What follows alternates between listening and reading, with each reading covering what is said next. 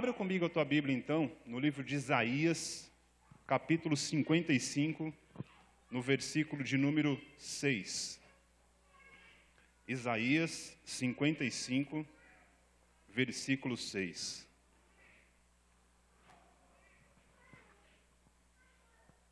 Já está no telão aí, vamos lá. Busque o Senhor enquanto se pode achá-lo. Clamem por Ele enquanto está perto. Senhor, nos dá a Tua graça, a Tua misericórdia, que o Senhor possa falar aos nossos corações agora. Que aquilo que nós viemos buscar como resposta, como entendimento e como consolo, o Senhor possa colocar nas nossas vidas. Que não seja mais a minha opinião, nem a opinião pessoal de ninguém, mas o Senhor conduzindo esse tempo de reflexão aqui, Pai. Nós te agradecemos em nome de Jesus. Amém. Uma vez eu ouvi uma historinha de um menino chamado Zequinha. Zequinha era um jovem na igreja, daquele tipo que não para. Corria para lá e para cá, aprontava, mas era um bom moço, um bom jovem. E o pastor recebia algumas reclamações daquele menino, porque ele não parava.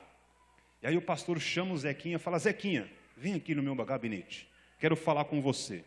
E ele entra, aí o pastor faz aquela pergunta: Zequinha, aonde está Deus?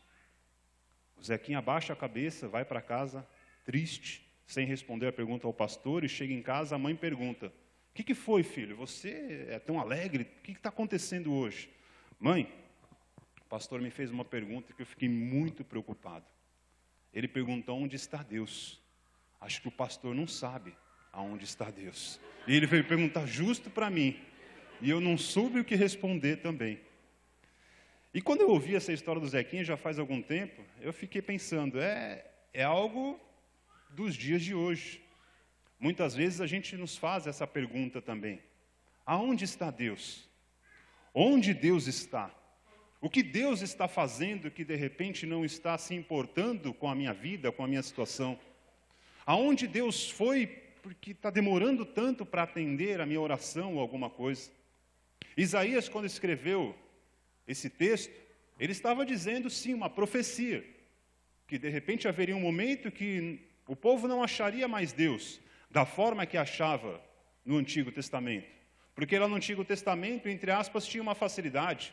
Deus estava no tabernáculo, Deus estava em uma caixa que chamavam ali de santa, Deus estava numa tenda, Deus estava em alguns lugares. Então, quero achar a Deus, eu ia onde estava o tabernáculo. Quero achar a Deus, eu ia à tenda. Quero achar a Deus, eu ia onde o profeta mandava eu ir. Então era mais fácil achar a Deus naquele período. Porém, eu até brinquei de manhã e vou brincar com vocês também. E me desculpem às vezes as brincadeiras, eu não exagero, mas eu tento dar uma descontraída. Esses dias não. O semestre passado, acabando o semestre da faculdade, aí o pessoal da sala de aula falou assim: vamos comemorar, poxa vida, né? 6 meses de estudo, ninguém merece. Vamos achar aí um local legal, que toque música ao vivo, vamos num bar. É legal, vamos. Aí eu peguei o meu celular, como todos nós temos hoje, apertei lá e falei com ele, né? Local de música ao vivo em Guarulhos, menos funk. Disse mais ou menos assim. E aí ele me respondeu: ah, bar tal, que custa tal, que não sei o quê. Menos funk disse, mas mesmo assim. Viu? O celular responde, é uma loucura. E às vezes eu falo com ele. Quem fala com o celular aqui está na mesma loucura que eu. E aí eu achei algumas opções de um bar, local, ambiente familiar, que tocasse música ao vivo, menos funk. Então nós fomos para lá. Só que depois eu fiz uma brincadeira de mau gosto. Eu peguei o mesmo celular e fiz uma outra pergunta: aonde está Deus? E ele respondeu: a mão de Deus está ali. A voz de Deus está aqui. Deus vai passar por ali. E isso todos nós estamos acostumados a ouvir. A gente liga o rádio, a gente liga a TV, a gente abre o jornal e está lá o slogan de algum lugar dizendo que algo de Deus vai estar lá. Eu ia até conversar com o pastor para a gente, pelo menos, pegar o joelho de Deus e falar que o joelho de Deus está aqui, porque já repartiram Deus assim em vários pedaços. A mão está ali, a cabeça está ali, o pé está ali, então vamos ver se sobra pelo menos ali o joelhinho para a gente falar que o joelho de Deus está aqui, né? E quando eu faço tudo isso é para a gente tentar entender em que mundo que a gente está vivendo hoje. Porque essa pergunta, onde Deus está, é uma pergunta que muitas vezes, no meio do dia, em qualquer situação, eu faço a mim mesmo e nós devemos fazer a nós mesmos a todo momento. E claro, é difícil você achar uma resposta que vai, não, diz Deus está ali. Porque os slogans desses supostos lugares que Deus poderia estar, são só slogan. É só para chamar atenção. É só para chamar quem está fora para vir ali tentar achar esse suposto Deus. Só que esse suposto Deus nada mais são do que ídolos que nós criamos e que são criados em nossas mentes. E ídolo, o que é? Ídolo é aquela coisa que você consegue controlar. Ídolo é algo que você consegue manipular, porém, o ídolo também te controla e o ídolo também te manipula. Então é fácil nós entrarmos numa situação de acharmos que a mão, ou o pé, ou alguma parte de Deus estará em algum lugar, a gente vai estar criando apenas um ídolo. A gente não vai estar encontrando com um Deus verdadeiro. A gente não vai estar encontrando com Deus de verdade, se eu posso assim dizer. Agora vamos pensar. Vamos trazer então vamos baixar o nível do raciocínio e vamos imaginar que Deus pudesse se dividir desta maneira. Porque Deus é onipresente, onipotente, Ele pode estar em vários lugares. Mas vamos pensar que a cabeça ali, o pé ali, a mão aqui. Então Deus, lá nos céus, acordaria. Espera aí, Deus não dorme. Não, o nosso Deus dorme. Lembra que é um ídolo que a gente está criando. Então Deus acordaria e veria lá no seu Facebook quais são os meus compromissos para hoje. Opa, tem uma vigília de cura. Já sei. Vou mandar o Rafael, que é o Deus que cura. Vai entendendo a piada. Aí tem uma outra vigília da prosperidade. Vou mandar o outro anjo, o anjo Moneiel, o Deus do cascalho.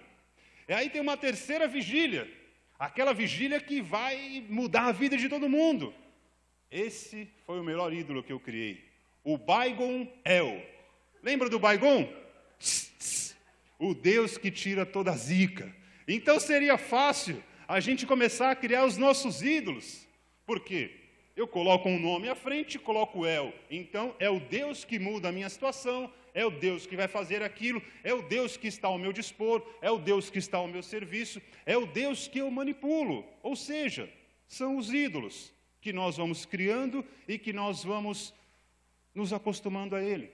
E a religião nos leva verdadeiramente a viver isso, essa conveniência religiosa. Se eu tenho um problema específico, então eu tenho que buscar aquele ídolo específico. Se eu tenho um problema assim, então eu tenho que buscar aquele Deus assim. Se eu tenho que conseguir alguma coisa, então eu tenho que, humanamente falando, fazer mais e mais e mais daquilo que eu estava acostumado a fazer. Ontem eu descobri que lá na minha casa, e acho que na casa de alguns aqui, existe um lugar sagrado. Na minha casa, o lugar mais sagrado chama-se lavanderia. Por que a tua lavanderia é sagrada? Ontem eu fui limpar a minha lavanderia. Irmãos, só misericórdia. Quando eu abri o armário, aí você acha aquela sacola da loja chique que você comprou roupa 2 anos atrás. Você comprou a roupa, mas não jogou a sacola fora. Não, essa sacola é muito bonita. Vou deixar a sacola aqui, vai que eu preciso dela um dia. Aí você guarda na lavanderia. Aí você acha o pé da meia, do par de meia que você tanto gosta, mas você não usava há um tempo, porque estava jogado na lavanderia. Aí você acha roupa que você nem lembrava que tinha, mas estava lá consagrada à lavanderia. E quando eu comecei, eu falei, meu Deus do céu, eu vou ter que mudar essa condição da minha lavanderia. Mas a pior coisa foi ver a sujeira. Você vai na lavanderia para lavar, para limpar. E aí eu comecei a esfregar feito um louco. Falei, não, eu vou limpar essa lavanderia, vou deixar ela brilhando, vou deixar ela tinindo. Me dá o álcool, me dá a cândida, me dá o alvejante. E realmente, ontem ela estava linda. Só que hoje ela está suja novamente. Não tem jeito. A sujeira vai todo dia reaparecendo. E assim também acontece nas nossas vidas. A gente enfrenta um problema hoje, enfrenta um problema amanhã. E quando a gente vai buscar a solução na religião, ou nos deuses, ou nos ídolos, nos falam assim, você tem que fazer mais, você tem que esfregar mais, você tem que se esforçar mais, porque a culpa é tua, porque isso não está acontecendo. Porque se você deixar de fazer, você não vai viver, você não vai conquistar, você não vai ter mais nada disso. E isso acontecia também na época de Jesus. Jesus, quando caminhava, a palavra fala que uma grande multidão ia atrás dele. Eram 3 tipos de pessoas que caminhavam atrás de Jesus. A primeira, depois eu falo para vocês, igual eu disse de manhã, em qual eu me encaixo. Ou pelo menos eu me encaixava, estou tentando mudar de grupo. A primeira, aqueles que querem aprender. Eles seguiam a Jesus porque eles queriam aprender. O segundo grupo, o grupo que queria receber apenas milagres. Tinha lá uma multidão de pessoas que ia atrás de Jesus para receber milagres. E o terceiro e o grupo mais cheio, mais movimentado, mais debeste, o grupo top assim, era o grupo que só queria comer o lanche. Porque eles falavam, hoje Jesus vai multiplicar o pão, vai multiplicar o peixe, vai multiplicar o pudim, a feijoada, hoje vai ter almoço, vai ter lanche. Esse era o maior grupo. É o grupo que vai atrás só de receber o benefício. É o grupo que não está esperando, que não está querendo o relacionamento, mas só quer o milagre e o lanche. Aquele primeiro grupo que queria aprender era um grupo menor, mas os outros 2 grupos, muito maiores ainda. Por que isso acontecia? Porque na tradição judaica, no Torá, na própria Bíblia, a esperança do judeu era que chegasse um Jesus general. Um Jesus alto, de cabelo loiro, de olhos claros, musculoso, com bíceps, tríceps, quádriceps e todos os íceps possíveis, que tivesse uma espada fumegante, um Jesus tipo pastor Chuck Norris. É verdade, gente, que o pastor Chuck Norris se converteu? Aliás, que o Chuck Norris se converteu? Eu leio, doutor... É verdade, Douglas, você que é mais nerd aqui da casa, é verdade. Então, um Jesus assim, à la Chuck Norris. Era isso que os judeus esperavam. Mas, de repente, Isaías fala que ele era humilde, que ele tinha aparência simples e que ninguém dava nenhum valor. Então, o Jesus, que historicamente era esperado, ele nunca apareceu. E quando o povo ia atrás de Jesus, aonde eu vou achar um Jesus poderoso, maravilhoso, com tudo isso? Eu vou achar nos palácios, eu vou achar nas casas ornadas, eu vou achar nas torres fortes. Então muita gente ia atrás de Jesus nesses lugares. Só que eles não encontravam Jesus ali. Por quê? Jesus onde ele estava? Jesus estava na periferia. Jesus andava pela periferia de Jerusalém. Jesus ia aonde ninguém imaginava que ele ia. Jesus ia na periferia. Jesus ia para Jericó. Jericó é o mesmo trauma que eu tinha da minha professora. O povo judeu com Josué conquistou a Jericó, mas na primeira tentativa eles não conquistaram. Então era um trauma. Então Jesus ia para Jericó, onde ninguém estava acostumado a ir. Jesus ia em festas de casamento, não só na cerimônia religiosa, mas Jesus também ia na festa do casamento. Porque na festa do casamento ele ia se relacionar com as pessoas da festa, com as pessoas normais, com as pessoas comuns. Quem já foi em festa de casamento? Todos nós. A cerimônia é linda, né? Na festa, meu irmão, é gravata na cabeça, é sapato para lá, é aquela coisa, final de festa. Jesus ia no final da festa. E quando o vinho acabava, ô Jesus, acabou o vinho. Tá bom, traz a água aqui, vamos trazer mais vinho, porque a festa não pode acabar. Jesus estava lá. Jesus ia no tanque de Betesda. O pastor aqui falou dos sinais do reino.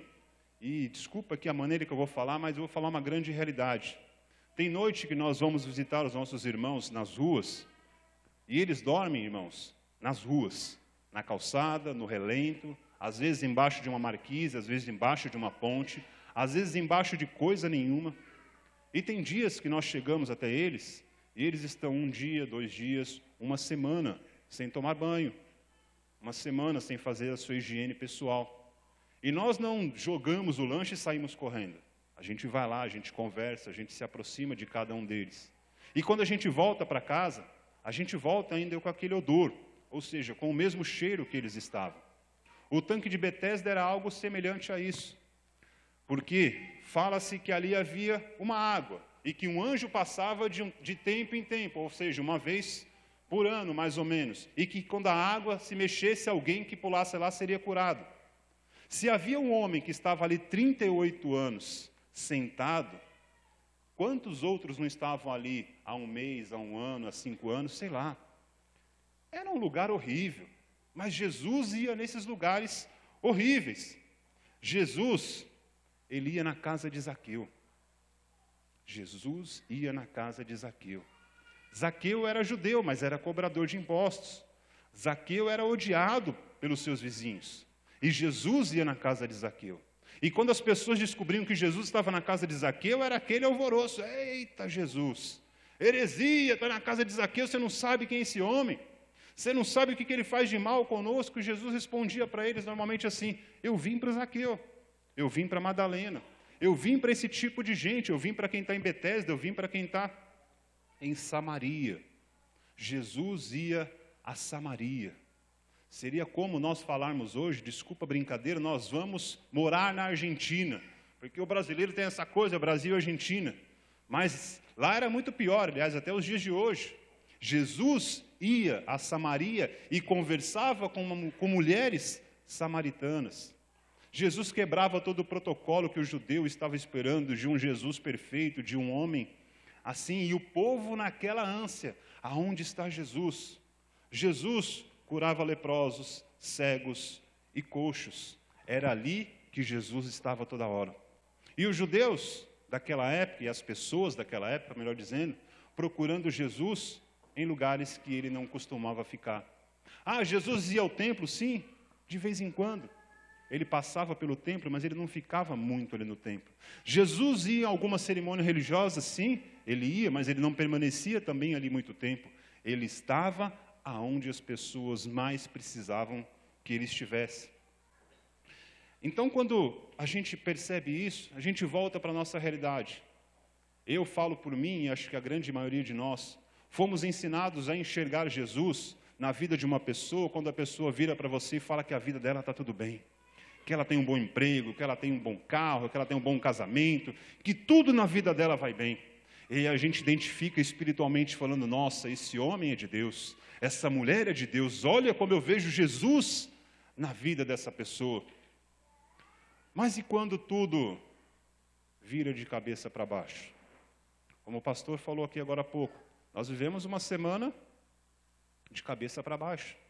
Muitas situações de cabeça para baixo.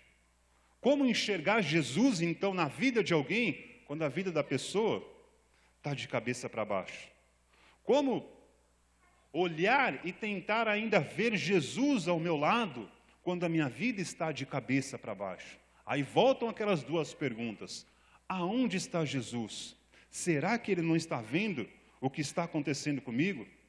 E aí, quando a gente vai atrás do ídolo, daqueles deuses falsos que eu criei, o Baigon-El, o Monen-El, eu ia fazer um da música, que era o Fael, o deus da música. Então, quando a gente vai criando esses deuses, a gente vai se apegando, e é fácil e é conveniente. Aí a gente recebe algumas palavras mágicas: eu não aceito essa situação sobre a minha vida, eu amarro e repreendo e determino que mude. Aí Jesus fala assim: irmão, peraí, dá um tempo. Você está me amarrando, você está me repreendendo e pedindo para que eu mude a situação. O que eu faço primeiro? Me ajuda aí, porque eu não entendi. Posso primeiro mudar, depois eu mesmo me amarro e depois eu mesmo me repreendo? Porque alguma coisa está errada. A gente chegou aqui, cada um na sua individualidade, cada um na sua história. Mas um dia nós entramos numa igreja, numa casa de oração, numa reunião, num evangelismo, uma oportunidade que Deus nos deu. E nós levantamos as nossas mãos e dissemos: Senhor, eu entrego a Ti a minha vida, eu confio a Ti a minha vida, eu confio a Ti os meus caminhos. A partir de hoje o Senhor vai ser o meu Senhor, eu quero Te seguir, eu quero Te servir. Mas na primeira situação que vem, que de repente a nossa vida sai um pouco do eixo que eu gostaria que ela estivesse, a gente já amarra, repreende e determina que tudo mude. Aonde está a submissão? Aonde está a servidão? Nós ouvimos lá no seminário do pastor Ziel que ele disse: o resultado da submissão com Deus chama-se submissão. O seu resultado com Deus não vai ser resultado, vai ser submissão. Submissão à vontade de Deus. Mas mesmo assim, quando a gente entende que não tem que declarar, que não tem que repreender, que não tem que dizer nada disso, que a gente precisa então, não digo aceitar, mas entender aquilo que Deus está fazendo sobre as nossas vidas. Então eu posso dizer que a gente começa a enxergar Jesus. Jesus, ele está na periferia da minha vida. Jesus, ele está na Samaria da minha vida. Jesus, ele está na Betesda das nossas vidas. Jesus, ele está na área leprosa, na área doente, na ferida que dói das nossas vidas. O teólogo católico Henry Nouwen, ele diz que dificilmente você vai enxergar Jesus na vida de uma pessoa que está plenamente feliz.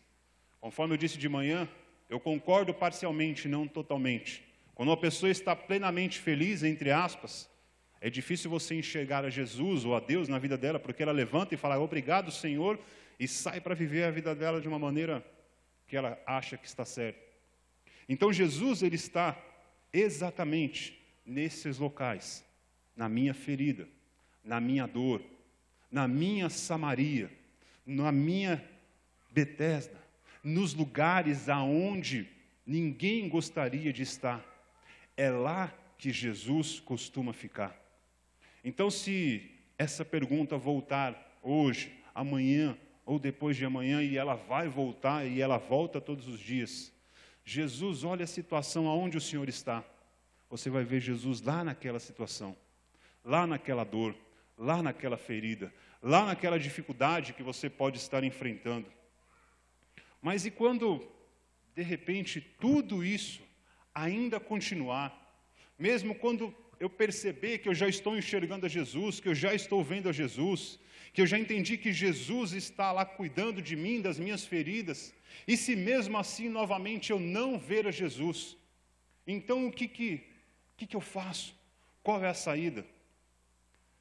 Eu não sei se tem saída, irmãos, mas tem um texto bíblico que João escreveu que é maravilhoso.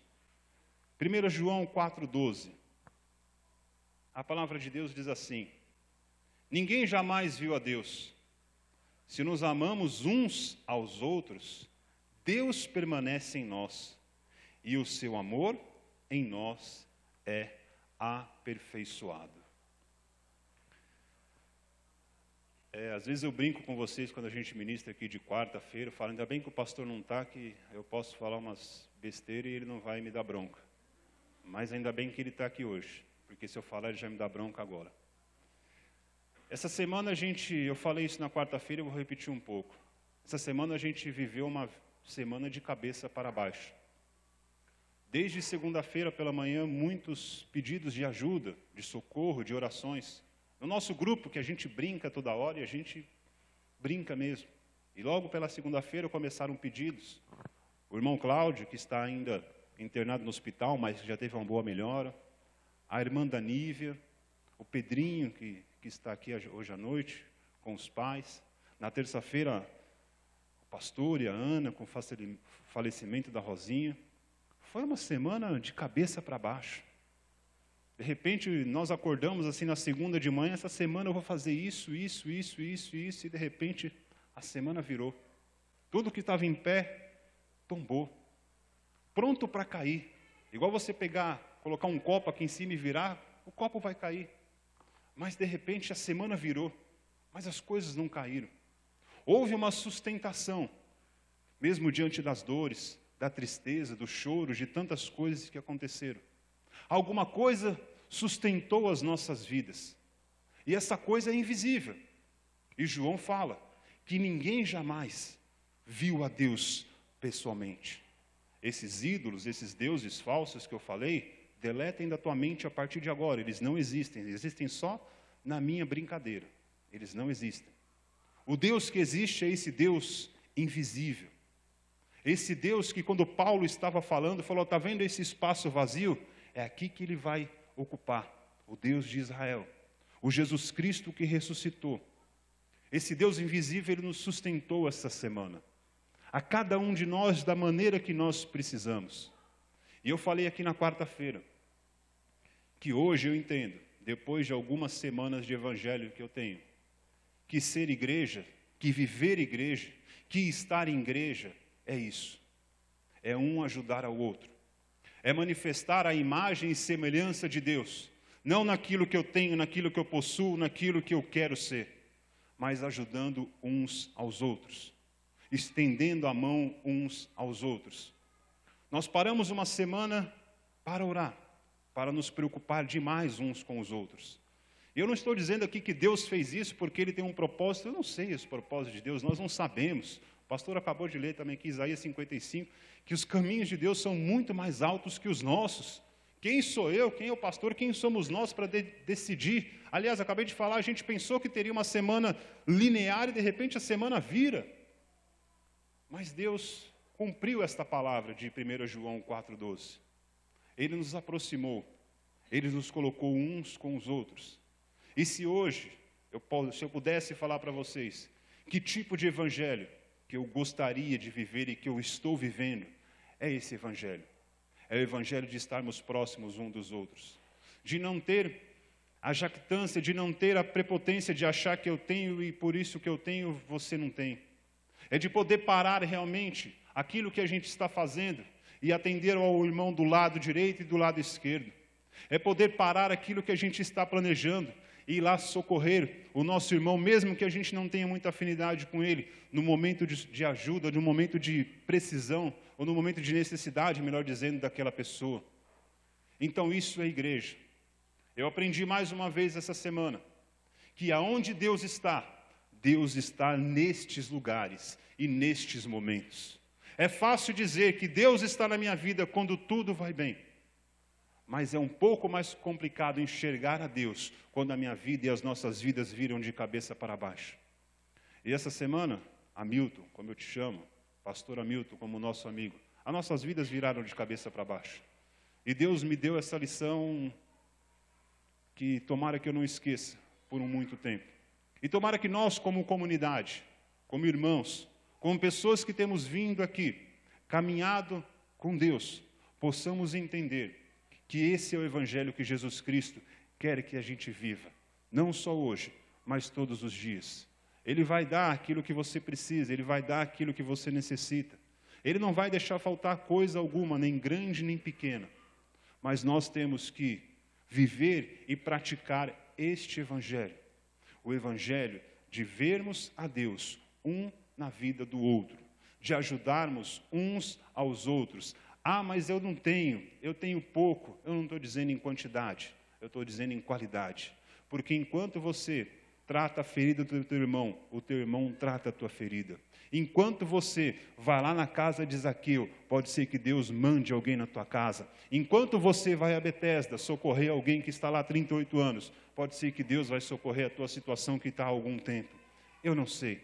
O que eu posso dizer para vocês hoje, e a minha oração que eu posso deixar, é que se essa pergunta vier à tua mente, aonde Deus está?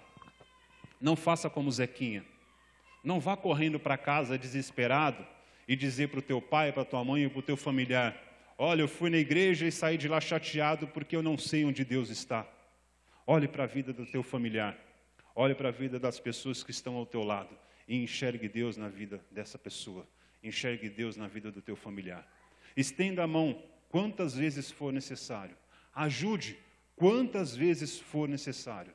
E só assim a gente vai poder entender e achar aonde Deus está. Ele está lá na tua periferia, na tua Samaria, na minha periferia e na minha Samaria. Esta semana foi o pastor que pediu ajuda. Quantas vezes a gente não pediu ajuda para ele? Mas, pastor Hamilton, eu, você, nós não somos nada. O único aqui que é capaz de sustentar uma semana, 2 semanas, 38 anos, se necessário, uma vida de cabeça para baixo, sem que nada caia, ele se chama Jesus Cristo, aquele que morreu, aquele que ressuscitou. E aí eu falei de manhã algo e vou repetir novamente. Se eu posso enxergar Jesus nesses lugares todos, em todas essas áreas periféricas, outro lugar que eu posso enxergar Jesus é na cruz. Não, mas Jesus não está mais na cruz. Eu sei que Ele não está mais na cruz. Mas quando eu olho para a cruz, eu me lembro que Ele esteve lá, mas Ele não ficou lá. Que enquanto Ele esteve lá, Ele perdoou o teu e o meu pecado. Ele sarou a tua e a minha ferida. E Ele me salvou, e Ele me resgatou. Mesmo que a minha vida vire de cabeça para baixo, eu vou olhar para a cruz e vou me lembrar. Jesus já viveu essa semana por mim, este mês por mim, esta situação por mim. E mesmo que eu não aguente humanamente falando, Ele vai me dar forças e eu vou conseguir suportar. Isso é igreja, gente. Isso eu considero igreja. As outras coisas, como o pastor até colocou aqui, a gente não combinou nada. Cada um tem a sua maneira de enxergar. Mas a minha maneira de enxergar o Evangelho é desta maneira. É a gente enxergar Deus e ver a Deus nas nossas periferias e lá na cruz. E na cruz, Jesus deixou um recado muito simples. Está consumado.